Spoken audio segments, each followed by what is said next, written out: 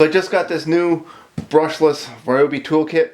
Comes with a saw, a drill, and a driver. I've really been wanting to try out the new Ryobi brushless tools.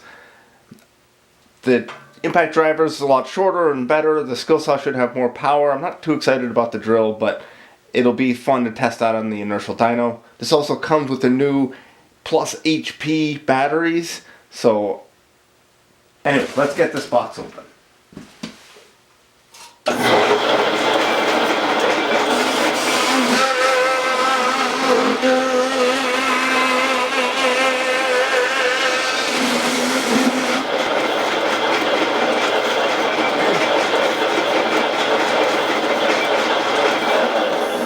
Alright, let's see what's inside.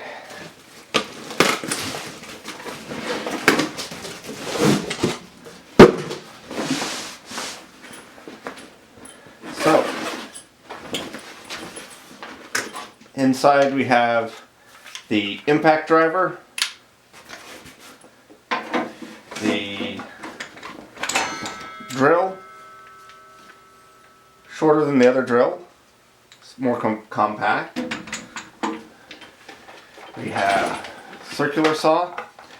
This is a full 7 1/4 inch blade, which could be nice. I'm not sure if I like the extra weight that comes with the 7 1/4 inch blade.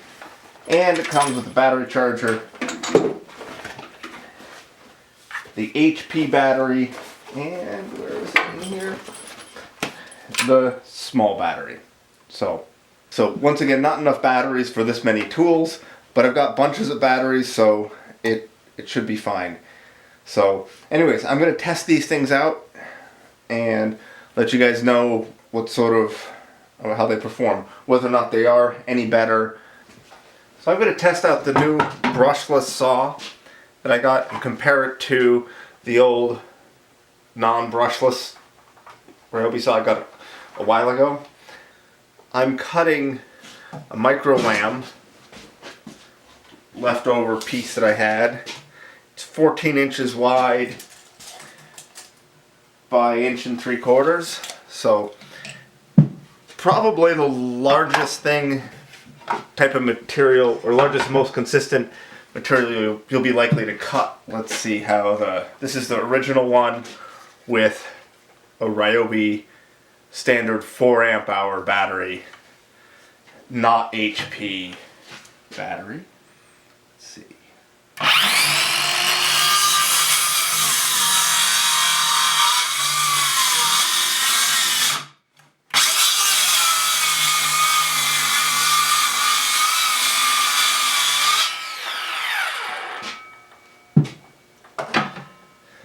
So that's reasonable.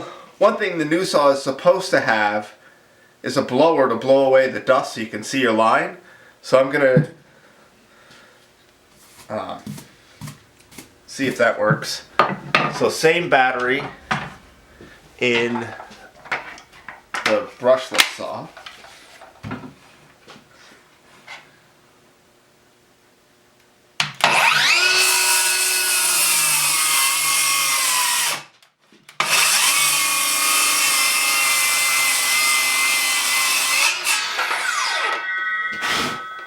Also overcurrented, but definitely was faster than the other one.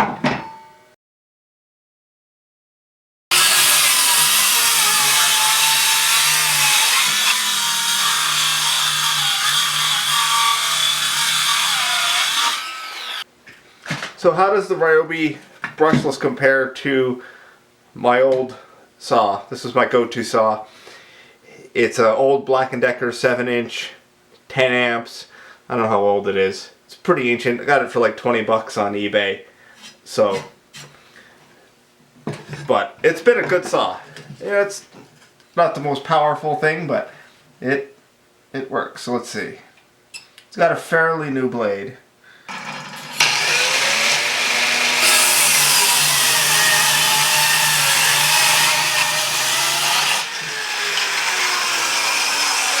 Yeah, we're starting to log and slow down and get a lot of tear out. So we've seen with the new HP Plus battery, or Plus HP battery, that this saw cuts just as fast as a corded saw, if not maybe a little bit faster even. So I'm going to try it with the skinny 2 amp hour battery that came with the kit, just out of curiosity to see how it does. So.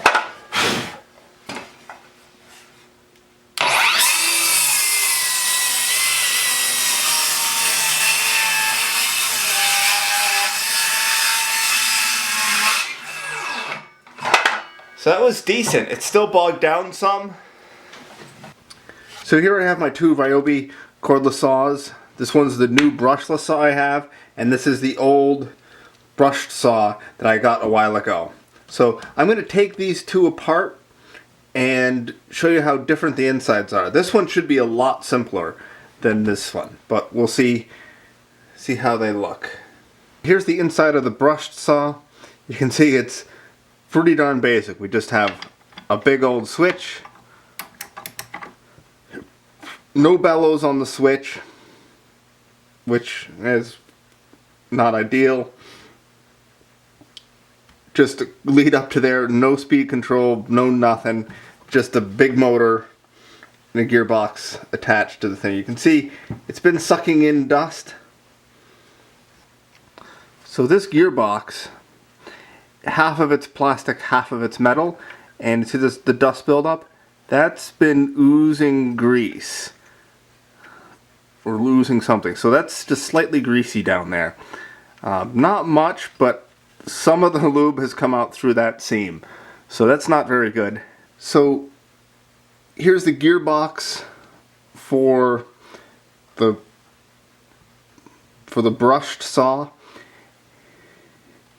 Nothing particularly fancy. I don't like the half plastic, half metal gearbox case without any sort of seal. So you can see this is building up the sawdust on the outside, and I believe this is gathering it because, yeah, the sawdust is slightly sticking together. So it's slightly picking up grease that's oozed out. So this is going to eventually ooze out all the grease and then launch your bearings and your gears. They're just going to get destroyed as soon as all the grease leaks out. How long that takes, who knows, but not the best design. Let's see, let's get the other one taken apart and I see what that is. So this does have a nice little roller bearing in there for the other side of this. So, you know, it's not awful, but nothing great. Oh yeah, this case is also just ABS plastic. I don't know what this other one is. The brushless saw. Maybe it'll be glass fiber, maybe it'll be just ABS. It looks the same, it looks similar, but we'll see.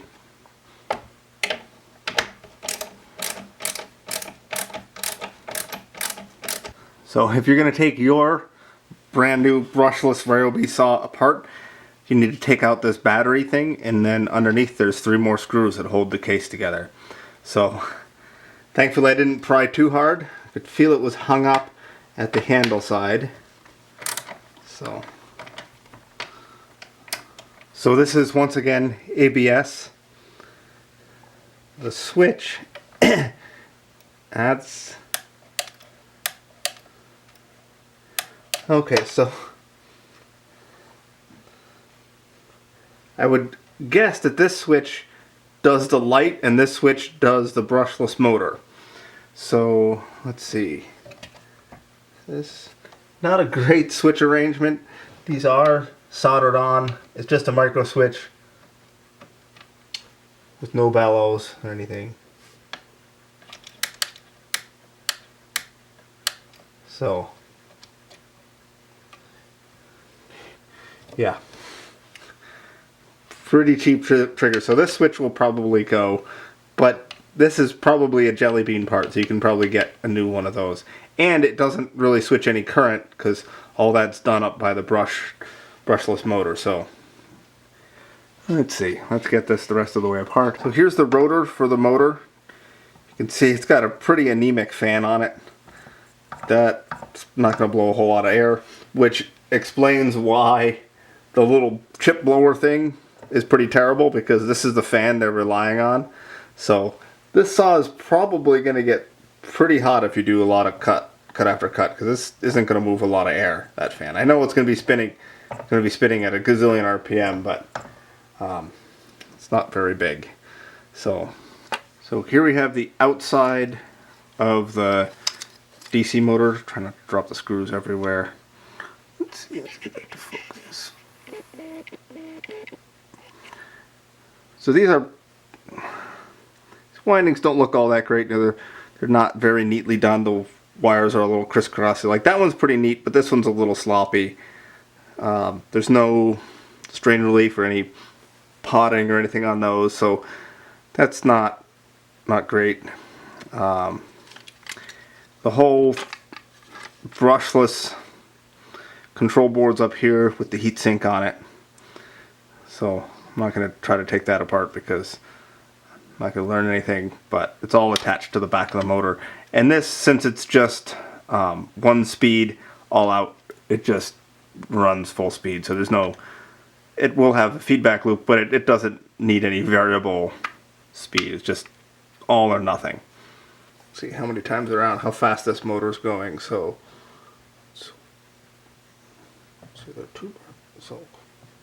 seven. So 7 revolutions of the motor for every 1 revolution of the blade, or thereabouts. That would equal, so 7 times 3,800 equals 7 times 3,800 is 26,000 ripums that this guy's going. So that's pretty darn quick.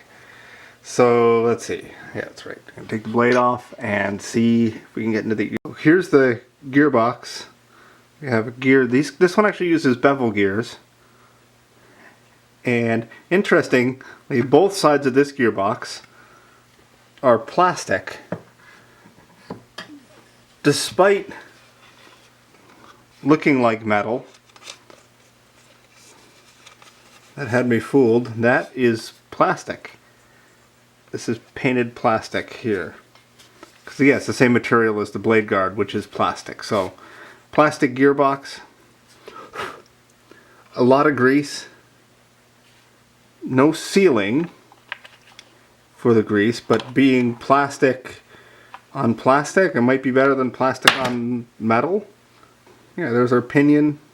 Yeah, there's our pinion. Looks like we've got 7 gears on here, and then probably some multiple of 7 on the other one. So yeah, packed right full of grease.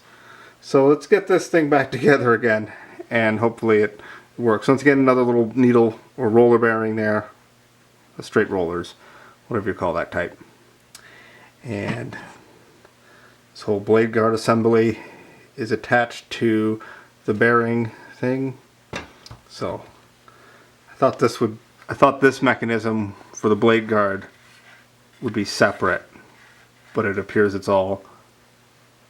So I thought this mechanism for the blade guard would be separate, but it's all one unit. Gear seems fairly well made. Nice little bevel on the edge. Yeah, that's the gearbox. This piece seems fairly well made, the drive spindle. Nothing too fancy. There must be another big bearing on this side to actually take the force of everything. So I'll get this back together again, and we'll see if I broke it. So this is some good news. This outer piece here, with the gearbox and all that other stuff, that's PA6. So that's the glass fiber reinforced stuff. So the actual gearbox side of the motor, of the saw, is made of stronger stuff than just plain old ABS plastic. So that's good to know. AVE talked about removing the little safety device here if you want to have just a trigger, if you don't want to have to push the thing sideways to use the trigger. And for something like a stationary miter saw, I think that's a fine idea. However, for one of these, I have carried it up on a roof, hooked onto my tool belt, and I just wouldn't want the trigger to accidentally get pulled while I'm moving it around, particularly because these sort of cordless saws, you're likely to be carrying them up to some awkward place, and the last thing you want is it to come on when you don't expect it. That said, though, now that I have two of these, this one probably won't get carried up as much as be the other little one. So this one could conceivably see removing this safety feature, but no need to do that yet. So we're on our way back together. Let's see, you go there. So this little wire here just runs up to the extra 2 pins for the HP battery. So I'm not sure exactly what this does, but it can't carry a lot of current, so it must be just something communicating with the battery, letting it know, hey, I've got an HP battery installed. So yeah, and it probably tells it somewhat what kind of tool it is, or it could. So it's up and working again. Don't have any leftover pieces. So yeah, so what do I think? It is definitely built to a price. The ABS plastic, the slightly chintzy things inside, just doesn't have a real strong quality feel. Like the switch in here, the weird little spring and just a regular micro switch, doesn't exactly inspire confidence. However, for the price, this certainly seems like a really good tool. It performs well, it cuts fast, it's fairly light. Longevity might be an issue, but at the price, it's hard to argue with it. So would I recommend this kit? Well, definitely. If you have a complete set of other cordless tools, like if you already invested in Makita or Milwaukee or DeWalt, you should probably stick with that. But if you're looking for a starter set of tools, these Ryobi Brushless tools are pretty darn good for the money. And they will get you hooked in, because now you have the tool, you have these batteries, and you'll get sucked into that ecosystem.